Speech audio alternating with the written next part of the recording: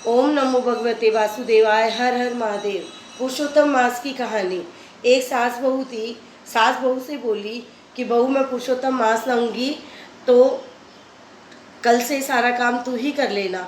अब बहू बोली कि माँ जी कैसे पुरुषोत्तम मास नहाया जाता है।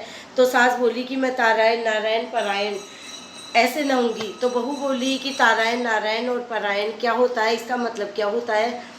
तो सास बोली कि तारायण का मतलब होता है सुबह जल्दी उठो, किसी कुएं तालाब बावड़ी पे जाके स्नान करो और तारों के दर्शन करो। नारायण का मतलब होता है नहा धोकर सूर्य भगवान को अर्घ्य दो। और पारायण का मतलब होता है या तो गीता जी का एक पाठ रोजाना या एक रामायण का पाठ रोजाना करो और शाम को एक समय खाना खाकर पारना खोलो।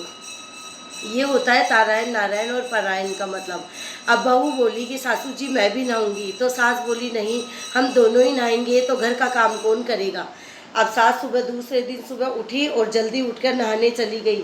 बहू ने सोचा कि मैं भी नहाऊंगी।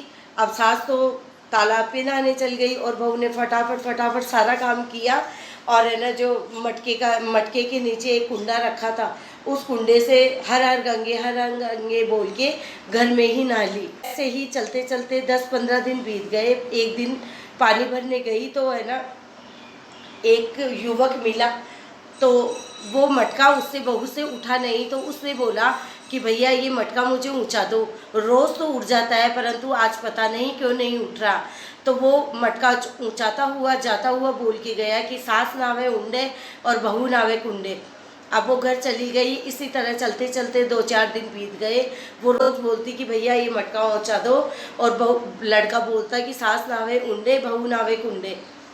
ऐसे चलते चलते 20-25 दिन निकल गए। एक दिन सासू जी बोली कि बहू मैं जोड़ा जोड़ी जिमाऊंगी तो तू अच्छे अच्छे पकवान बना लेना। अब बहू सोच में पड़ गई कि मैं जोड़ा जोड़ी कहाँ से लाऊंगी। तो वो कुएं पर जब पानी भरने गई तो सोच में पड़ गई।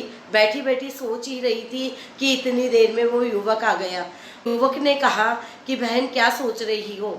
तो उसने कहा कि मैं पुरुषोत्तम मास नहा रही हूँ तो मेरी सास जोड़े जोड़ी जिमाएगी। अब मैं कहाँ से जोड़े जोड़ी जिमाऊंगी और मैं किसको बुलाऊंगी। तो उस युवक ने कहा कि कोई बात नहीं, हम आ जाएंगे तुम्हारे घर जीने। अब वो बोली कि मैं तुम्हें बुलाने कैसे आऊँगी। तो वो युवक बोला कि 2 थाली लगाना और उसमें तुलसी दल रखकर गरुड़ घंटी बजा देना और जय श्री पुरुषोत्तम भगवान और उनका नाम ले लेना।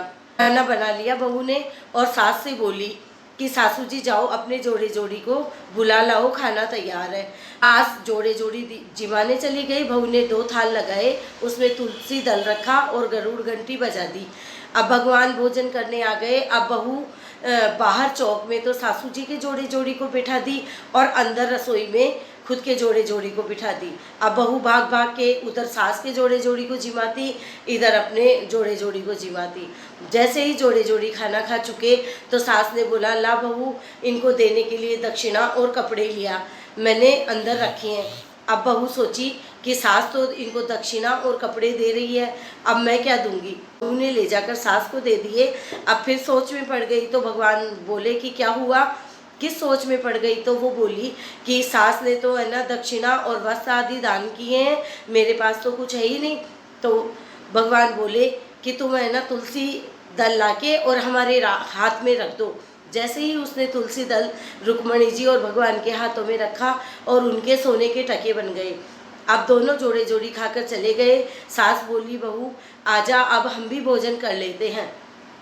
तो भगवान जाते जाते उनके पैर छप गए। सास अंदर आई तो देखकर चौंक गई कि ये 2 थाल हीरे मोतियों से भरे, खूब सोना चांदी हीरे मोती थे उनमें और भगवान के पांव छपे हुए थे। तब उसने बहू से पूछा कि बहू ये सब क्या है। तो फिर बहू ने सासू जी से कहा कि सासू जी आप पुरुषोत्तम मास नहाए तो मेरी भी इच्छा थी पुरुषोत्तम मास नहाने की। मैंने यहाँ घर में नहा लिया, आप बाहर नहाने जाते थे। मैंने सोचा अब मैं जोड़े जोड़ी किसको बुलाऊं। पानी भरने जाती थी तो वहाँ एक युवक मिलता था। तो मैंने उससे पूछा एक दिन कि तुम कौन हो। तो उन्होंने कहा और मेरा नाम पुरुषोत्तम है। तो मैंने उनको कहा जोड़े जोड़ी मैं कैसे जिमाऊंगी। तो फिर उन्होंने कहा कि तुम 2 थाल लगाना और उसमें तुलसी दल रख के और गरुड़ घंटी बजा देना, हम जीवने आएंगे। सासू ने बहू की बात सुनी और बोली, बहू तुम्हारे को तो पुरुषोत्तम भगवान स्वयं आके दर्शन दे के गए हैं। हे पुरुषोत्तम भगवान, उस बहू को दर्शन दिए जैसे सबको ही को देना। कहता न सुनता न हूँ करा वर्ता न सारा परिवार न।